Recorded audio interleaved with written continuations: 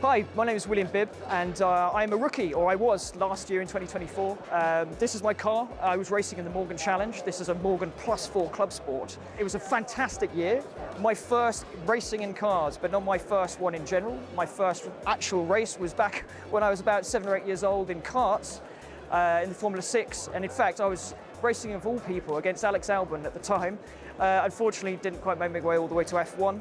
Many years later, I managed to work my way back to cars. Morgan Challenge in particular is a really interesting series because there's a real mix of cars, not just the engines and their powers within the class structure, but also just a really interesting mix of historic cars and modern cars as well. So there's a real variety, and actually it's quite an affordable championship too. So yeah, it's a really fantastic challenge to get into if you are looking to get into motorsport for the first time. It's really affordable. Not only that, we are looking at bringing sustainable fuel to club level motorsport. At Snetterton last year, at the Snetterton 300, this car in particular ran on sustained fuel. That's 80% sustainable. I think that's a really great thing, something that club motorsport in particular hasn't really embraced, and I think as the years go by, particularly from 2024, 2025 onwards, this is going to be much more of a topic, an important topic I think moving forward, and seeing its usage more and more throughout the years is going to be super important, and anything that we can do in the Morgan Challenge and Morgan Racing to promote that, we're going to be doing. So here we are, we're actually standing by the engine bay, sitting by the engine bay of the Morgan Plus Four ClubSport. This is a 4-cylinder, hence Plus Four. It has about 180 horsepower, which puts it in Class 5 of the Morgan Challenge. It's one of the lower powered cars of the series. This is a car with 180 horsepower where you can go and win a championship with. It's really important to understand that even where there's no power, you can have a lot of fun with it, and you can actually be very competitive as well. Even against the big V8 cars, even against the V6s as well, there's a lot that you can do with this little engine.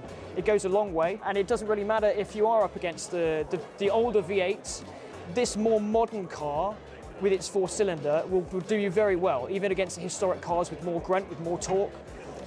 This has a much more modern setup than those other cars does. So relatively speaking, you can slam the gears in, you can be really late on the brakes, which actually gives you a massive advantage over the older cars. Don't sleep on the Plus 4, don't sleep on the 4-cylinder, because actually it's really good. It puts you right up there with the noisier cars, as scary as they sound when you're driving next to them. This does the job. So here we are, sitting inside the cockpit of the ClubSport Plus Four Morgan. The first time I sat in this car was actually Anglesey Circuit. It was a couple of hours before my first race in this particular car. I was able to, at short notice, take it out for a quick 5-mile drive down the road. It was the first time I'd ever got inside it, and the next morning I was there at Anglesey Circuit for qualifying, ready to go. I'd done about 5 miles in it on the road. I'd never driven it on the track.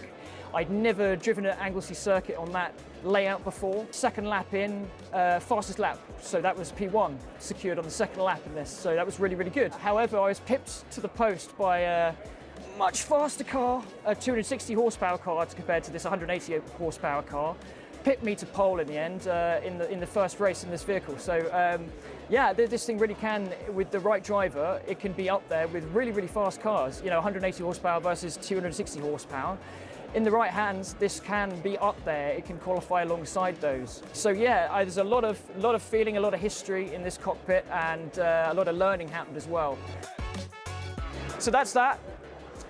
It's 2025, time to race in sustainable fuel. Thanks for checking out my car.